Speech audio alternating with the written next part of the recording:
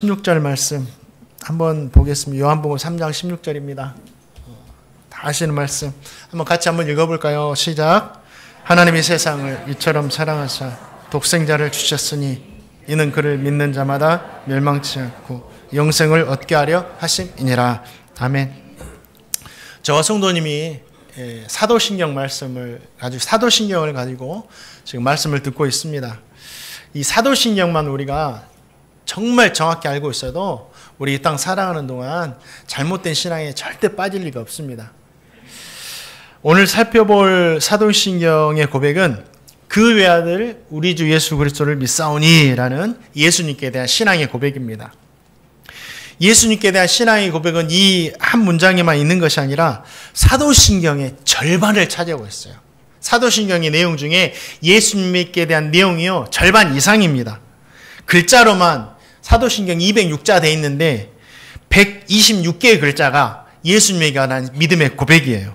그만큼 예수님께 대한 믿음의 고백이 중요하다라는 것이고 우리가 믿어야 하는 예수님께 대한 믿음의 이야기가 많다라는 거예요.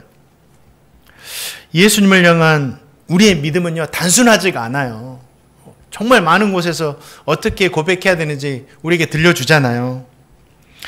저와 성도님은 예수님을 믿죠. 예수님을 향한 우리의 믿음이 무엇인지 단순하지 않습니다. 이 예수님을 향한 우리의 믿음이 무엇인지 오늘부터 사도신경을 통해서 좀 하나하나 살펴보기를 원합니다. 잘 들으시고 예수님께 대한 정확한 믿음에 서시기를 주님의 이름으로 축원드립니다. 오늘은 예수님께 대한 첫 믿음의 고백, 그 외아들 우리 주 예수 그리스도를 믿사오니, 이 고백에는요 세 가지 믿음의 고백이 담겨 있어요.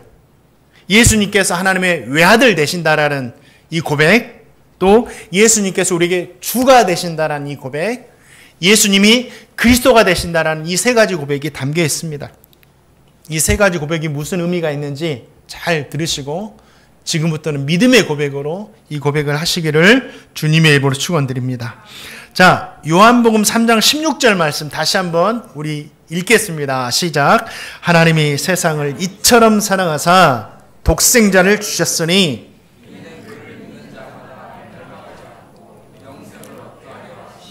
아멘. 하나님께서 독생자를 우리에게 주셨다라고 말씀하십니다.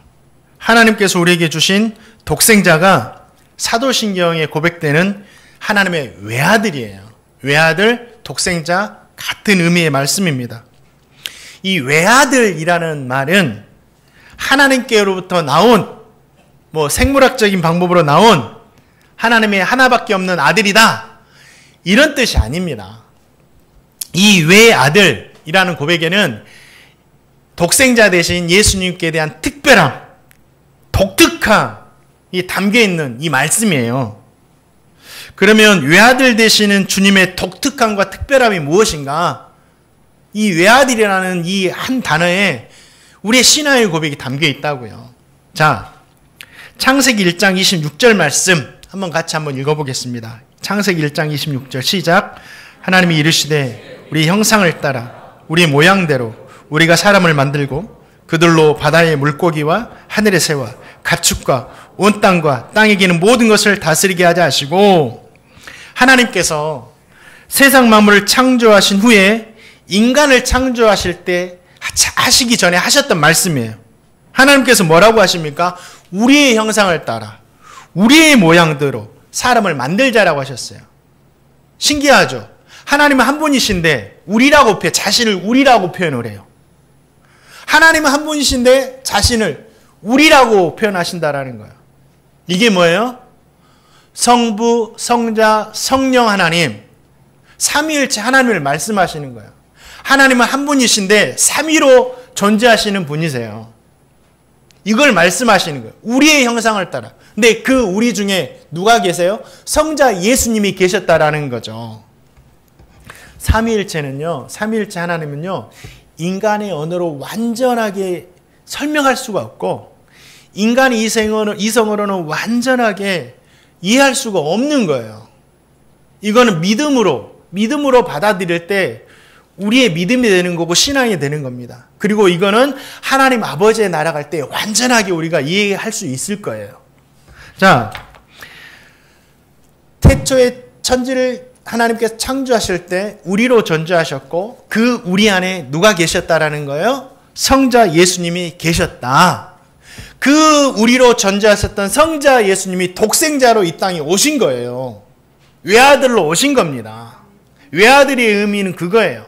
자, 빌립보서 2장 6절, 7절, 8절 말씀이 좀 더 쉽게 이 말씀을 설명하고 있어요. 자, 6절, 7절, 8절 말씀 읽어보겠습니다. 시작. 그는 근본 하나님의 본체시나 하나님과 동등됨을 취할 것으로 여기지 아니하시고 오히려 자기를 비워 종의 형체를 가지사 사람들과 같이 되셨고 사람의 모양으로 나타나사 자기를 낮추시고 죽기까지 복종하셨으니 곧 십자가에 죽으심이라. 자, 근본 본체이신 그 누구예요? 예수님. 근본 본체이신 예수님께서 하나님과 동등됨을 취할 것으로 여기지 않고 사람의 모양으로 나타나셨다. 그 사람의 모양으로 나타나신 분이 누구예요? 외아들, 독생자 예수님이라는 거죠. 외아들은 근본 하나님의 본체이신 하나님이세요. 하나님의 본체이신 분이 외아들로 이 땅에 오신 것입니다. 이것이 예수님의 탄생을 설명하는 거예요. 그래서 독생자, 외아들, 이 외아들과 독생자의 독특성이 바로 여기 있다라는 거예요. 예수님을 하나님의 외아들이라고 고백하는 것은 어떤 고백이 되냐면 예수님께서 하나님 되신다라는 고백이에요. 하나님 되신다. 본체이신 하나님이 이 땅에 오셨기 때문에 예수님이 하나님 되신다. 이 뜻입니다. 이 고백에는 또 어떤 의미가 담겨 있냐면 외아들로 오신 예수님에게는 완전한 신성, 하나님으로 오셨으니까 완전한 신성이 있다라는 고백이에요. 우리는 외아들 예수님을 고백한다는 것은 그 외아들은 하나님이십니다. 완전한 신성을 가지고 계신 분이십니다. 이 고백을 하는 거예요. 그러면 왜 예수님께서 완전한 신성을 가지고 이 땅에 오셔야만 하셨는가? 반드시 예수님은 완전한 신성으로 하나님의 본체로 오셔야만 하셨어요. 왜 그럴까요? 신성을 가졌다라는 뜻은 뭐예요? 하나님이라는 뜻은 죄가 없으시다는 뜻이에요. 예수님은 완전한 신성을 가졌기 때문에 외아들로 오셨기 때문에 죄가 없으신 분이세요. 이 믿음의 고백이 중요합니다. 왜 그렇죠? 죄가 있는 죄인은 죄인들의 죄를 담당할 수 없어요. 자신의 죄 때문에 죽는 거죠. 인간의 모든 죄를 담당하실 분은 누구시냐? 죄가 없으신 분이셔야만 해요. 그분이 누구예요? 본체이시나 하나님과 동등됨을 취할 것으로 여기지 않고 독생자로 오신 예수님이세요. 예수님이 이 땅에 인간의 몸을 입고 오셨지만 완전한 신성을 가지신 분이세요. 하나님의 본체로 오셨기 때문에. 그래서 그 죄 없으신 예수님만이 모든 인간의 죄를 담당하실 수가 있는 거예요. 그분에게 죄가 없으시니까. 우리가 이것을 고백하는 거예요. 그래서 본체이신 하나님께서 독생자로 이 땅에 오신 겁니다. 저와 성도님이 이것을 고백하는 거예요. 그리고 외아들을 믿는다라는 것은 죄 없으신 예수님께서, 독생하신 예수님께서 우리의 모든 죄를 담당하셨다. 이것을 믿음으로 고백하는 의미도 담겨 있는 겁니다. 사랑하는 성도님들, 우리 주님은요, 하나님의 외아들, 독생자세요. 세상 창조 전부터 하나님과 함께 계셨던 근본 하나님의 본체이신 분이십니다. 완전한 하나님이시기 때문에 죄가 없으시고, 그렇기 때문에 저와 성도님의 모든 죄를 완전히 담당하시고 완전히 용서하실 수 있는 분이세요. 우리가 예수님을 외아들로 고백한다는 것은 이 믿음을 고백하는 겁니다. 저와 성도님 모두가 이 믿음에 서시기를 주님의 이름으로 축원드립니다. 제가 이제 사도신경을 이렇게 강의로 설교하면서 어느 순간에는 삼위일체 하나님에 대해서도 우리 성도님들에게 설교를 할 겁니다. 그런데 삼위일체는요, 인간의 언어로는 다 설명되지 못해요. 인간의 이성과 언어로 다 설명하려다가 이단으로 빠지기 쉬워요. 그렇기 때문에 이 삼위일체는 우리의 믿음으로 받아들이는 거예요. 이 우리의 자신을 삼위일체로 계시해 보여주셨으니까 하나님께서 보여주신 그대로 우리는 믿음으로 받아들이는 겁니다. 사랑하는 성도님들, 정말 삼위일체는 이제 나중에 설명할 건데, 오늘 독생자 예수님, 죄가 없으신 그 모습으로 하나님의 본체이신 그 외아들로 오신 그 믿음의 고백에 서시기를 주님의 이름으로 축원드립니다. 자, 독생자로 외아들로 이 땅에 오셨다. 이 말씀에는 참 큰 은혜가 담겨 있어요. 어떤 은혜가 담겨 있느냐? 자, 로마서 8장 32절 말씀 한번 읽어보겠습니다. 시작. 자기 아들을 아끼지 아니하시고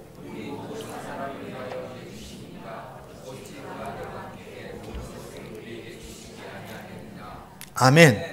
하나님께서 독생자 외아들을 우리에게 주셨죠. 하나님께서 주신 겁니다. 그러면 이 말씀에는 어떤 의미가 담겨 있냐면 하나님께서 자기 자신을 주셨다라는 의미예요. 외아들만 주신 게 아니라 하나님 자신을 주신 거예요. 이게 무슨 의미냐면, 자, 하나님께서 아브라함에게 독자 이삭을 번제로 드리라고 하잖아요. 독자 이삭을 아브라함이 번제로 하나님께 드리기 위해서는 먼저 죽어야 할 것이 있었어요. 뭐예요? 자기 자신. 아브라함은요, 자기 자신의 의지, 자기 자신의 죽음이 없이는요, 독자 이삭 못 드립니다. 자기가 하나님께서 죽어버렸기 때문에 자기 생각도 없고 의지도 없고 오직 하나님께 순종해서 아들을 드릴 수가 있었다라는 거예요. 아들을 드리기 전에 자신이 먼저 죽었어요. 아브라함의 믿음이 그래서 대단한 겁니다. 하나님도 마찬가지예요.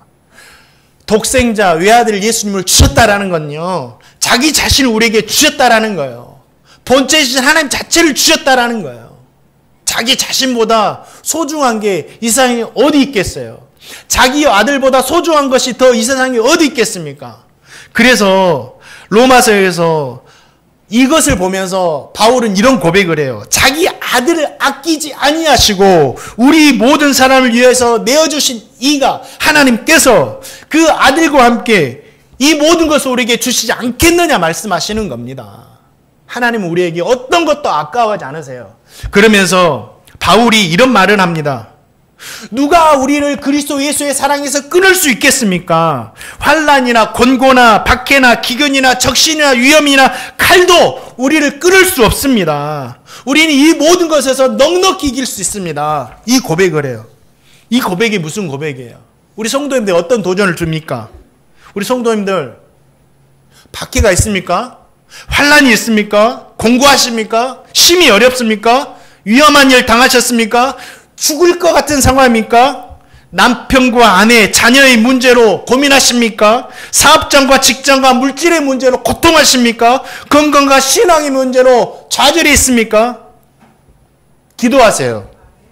하나님께서 우리를 위해서 독생자도 아낌없이 주셨고 자기 자신까지 내어주셨다라는 거예요. 그 하나님께 구하면 주시겠다라고 분명히 말씀하시잖아요. 누가 우리를 그리스도의 사랑에서 끊으리요? 그리스도의 사랑으로 말미암아 넉넉히 이기느니라. 너희가 얻지 못하면 구하지 아니하며. 그냥 형식적으로 구해요. 진짜 하나님 그거 안 주시면 나는 살 수 없어요. 라고 구해보셨나요? 구하시기 바랍니다. 그래서 하나님께서 베풀어 주시는 그 은혜로 아들도 아낌없이 주셨는데 자기 자신도 아낌없이 주셨는데 우리에게 구하는 것 가운데 주시지 않을 것이 무엇입니까? 우리는 주님의 은혜로 이 모든 것에서 넉넉히 이길 수 있음을 믿습니다. 또 그 외아들 우리 주 예수 그리스도를 믿사오니 이 고백에는요, 예수님께서 우리의 주가 되신다라는 믿음의 고백이 있어요. 예수님께서 우리에게 주가 되신대요. 자, 요한복음 20장 28절 말씀 한번 읽어보겠습니다. 시작. 도마가 부활하신 주님을 만난 후에 나의 주 나의 하나님이라고 고백합니다. 다시 한번 읽겠습니다. 시작. 도마가 대답하여 이르되 나의 주님이시오 나의 하나님이시니이다. 아멘. 이 도마가요, 그 십자가에 죽으시고 이 부활하셨던 이 주님을 뵌 후에 뭐라고 고백해요? 나의 주님이십니다. 이 고백하죠. 주라는 이 말은 뭐냐면 나의 주인 되신다라는, 주인 되신다. 퀴리오스, 주인 되신다. 이 말이에요. 예수님만이 진짜 나의 주인이세요. 저와 성도님의 주인이세요. 다른 주인은 없습니다. 이 세상 어떤 것도 우리의 주인이 아닙니다. 우리 주님만이 우리 주인 되세요. 그러면 예수님께서 우리의 주인 되신다라는 근거가 뭐예요? 성경에는 여러 가지 근거가 있는데 두 가지만 말씀드릴게요. 주님께서 우리의 주인 되신 근거. 자, 창세기 1장 21절 말씀 같이 읽겠습니다. 창세기 1장 21절 읽습니다. 시작.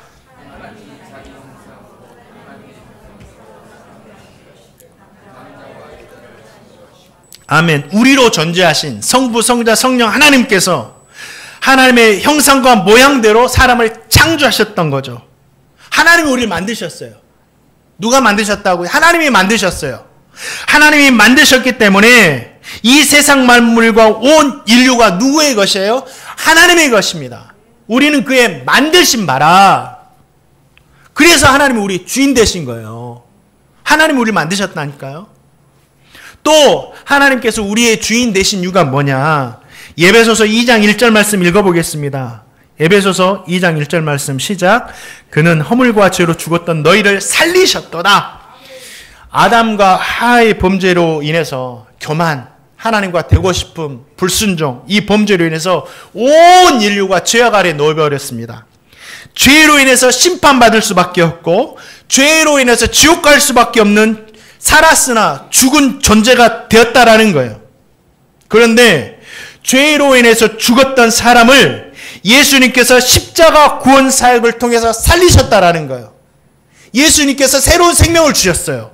예수님께 구원을 주시고 예수님께 천국을 주시고 예수님께서 우리를 살리셨다라는 거예요. 죽을 인생, 영원히 살 존재로 만들어 주셨다라는 거예요. 그래서 도마가 예수님의 못자국과 창자국을 보면서 나의 주님이라고 고백하는 거예요. 우리는 예수님으로 인해서 새로운 생명을 얻게 된 거예요. 지옥 갈 인생, 천국 가게 되었고 망할 인생이 살아있는 인생이 되었고 그렇기 때문에 우리의 생명의 주인 누구시다? 우리에게 새로운 생명 주셨으니까 진짜 영원한 생명을 주셨으니까 우리의 주인이 예수님이 되시는 거예요. 저와 성도님이 예수님을 주인으로 고백한다는 의미가 뭐죠? 내가 주님의 것 되었다. 우리는 주님의 것이에요. 내가 주님의 소유 되었다. 그런데 여기에서만 그치면 안 돼요. 그래요. 우린 주님의 것이에요. 우리의 주님의 소유예요.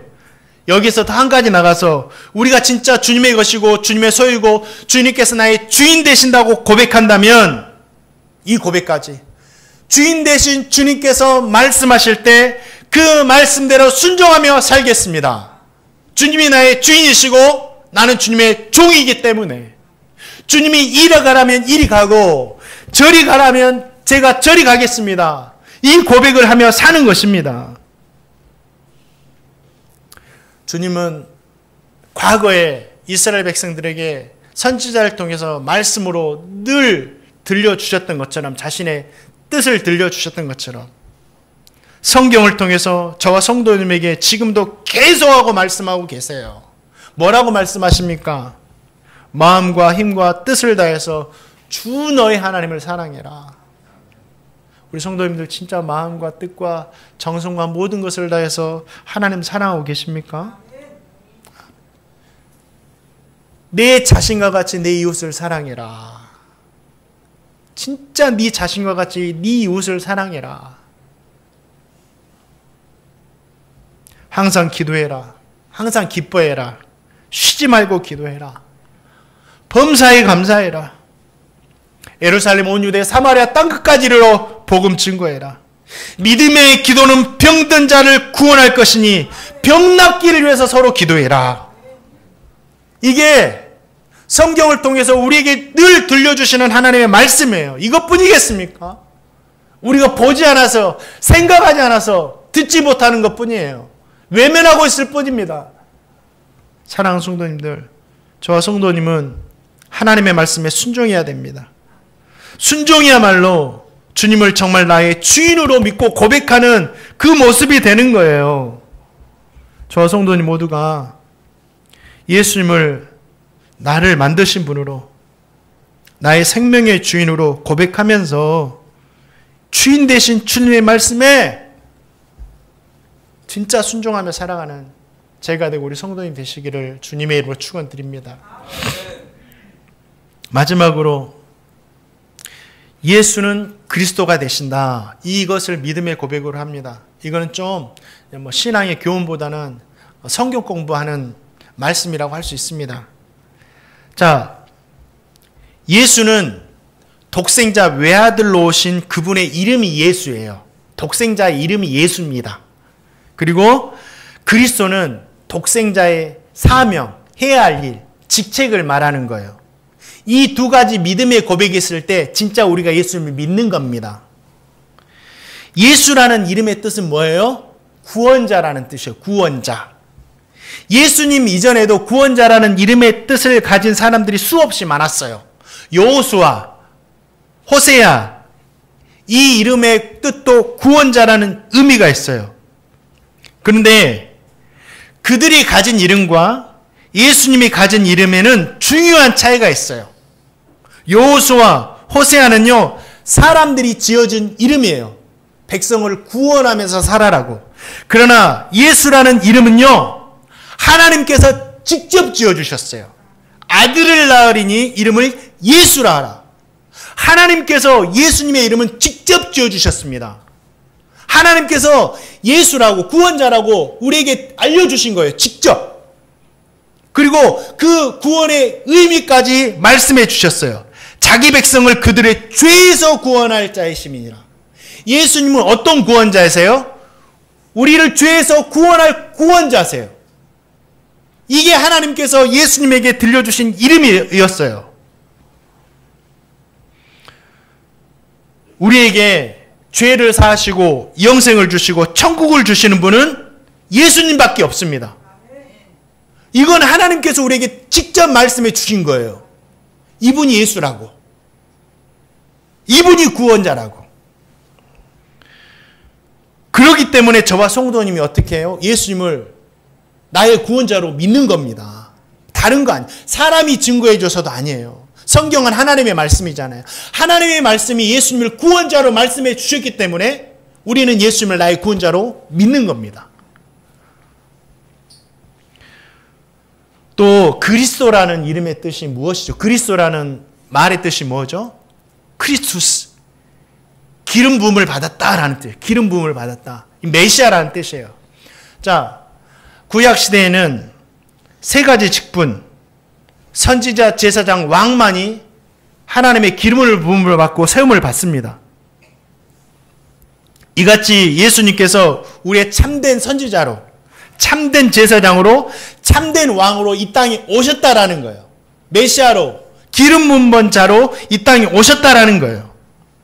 예수님은요, 우리의 죄를 대신해서 자신을 제물로 드릴 참 대제사장이시고, 우리의 삶을 다스리실, 우리를 영원히 통치하실 참된 왕이시고, 하나님의 말씀을 온전히 전하시고 우리를 인도하실, 말씀으로 인도하실 참된 선지자가 되신다라는 거예요. 이게 구약의 선지자들이 예언한 메시아였어요. 그분이 예수님이시다. 그런데 유대인들은 예수님을 선지자로, 구원자로는 봐요. 하나님이 보내신 자로는 예수님을 봐요. 그러나 문제가 뭐냐면 그리스도로는 인정을 안 해요. 예수님을. 이게 문제예요. 유대인들은 예수님을 구원자로는 봐요. 하나님께서 보내신 자로는 봐요. 지금도 그렇게 인정해요. 선지자로는 인정해요. 그러나 예수님을 그리스도로는 인정하지 않아요. 잘못된 믿음이죠. 반쪽짜리 믿음이죠. 그래서 유대인들에겐 구원이 없는 거예요. 그래서 그들은 예수님이 오셨음에도 불구하고 또 다른 그리스도를 기다리고 있습니다. 지금 이스라엘 유대인들이 그래요. 유대인들은 구원받지 못한 민족입니다. 미전도 종족입니다. 예수님을 믿음으로 말미암아 구원 얻는 거예요. 저와 성도님에게 진짜 믿음은 뭐예요? 예수님을 구원자로, 그리스도로 믿을 때 진짜 구원받는 믿음을 가질 수 있다라는 거예요. 사랑하는 성도님들, 예수님을 나의 구원자로, 예수님을 나의 왕이자, 선지자자, 참된 제사장으로 믿으시기를 주님의 이름으로 축원드립니다. 그래서 사도 바울이 전도 여행을 하다가 유대인들이 모여있는 회당에 들어가서 뭘 가르치는지 아세요? 예수가 그리스도라고 가르칩니다. 그들이 모르니까. 자, 사도행전 17장 3절 말씀 읽겠습니다. 사도행전 17장 3절 말씀. 제가 읽어드릴까요? 읽겠습니다. 시작. 뜻을 풀어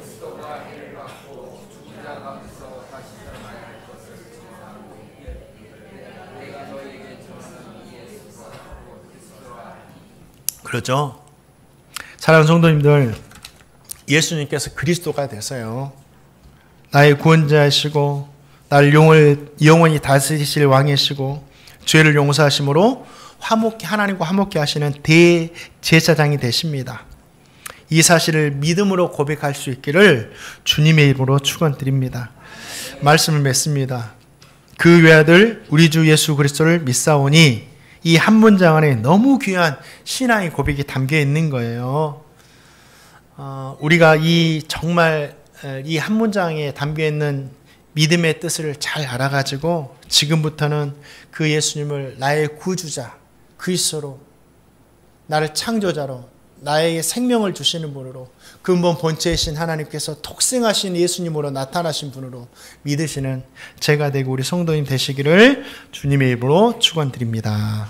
아멘. 잠깐 제가 기도하겠습니다.